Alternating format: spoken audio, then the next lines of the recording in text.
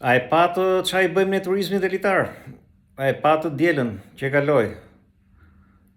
Turizmet elitar në Palas, zonës më VIP të Shqipërisë sot për sot, me kallash, mes detit, një jatë. E imagjinoni çfarë shtazash jemi neve, do bëjmë ne turizëm elitar. E kuptoni ju sa të prapambetur jemi neve.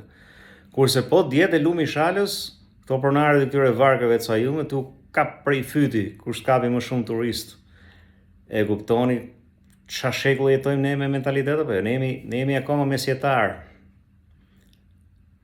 Ne jemi akoma me koncepte mesjetare, aq prapambetur jemi ne. E rraf shumë këtë vend. Edhe jemi dhe kundër investimeve të huaja. Investimet e huaja këtu janë jo vetëm jetike për të ngritë ekonominë e vendit, ta ndihmoj sadopak, po janë jetike edhe për kulturën tonë të mbarume, që kemi humbë fillin komplet. Najër, as dim ku shkojmë.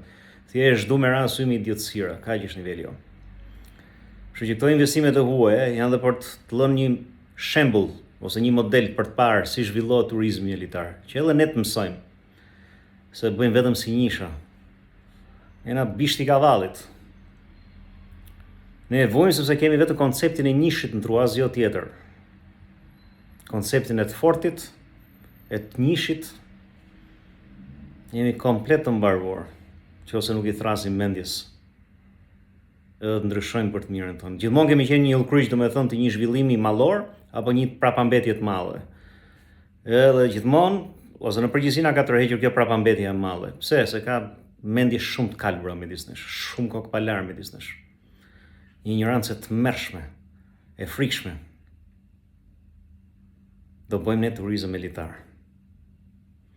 Në një vend miq, ku lartësohen muskujt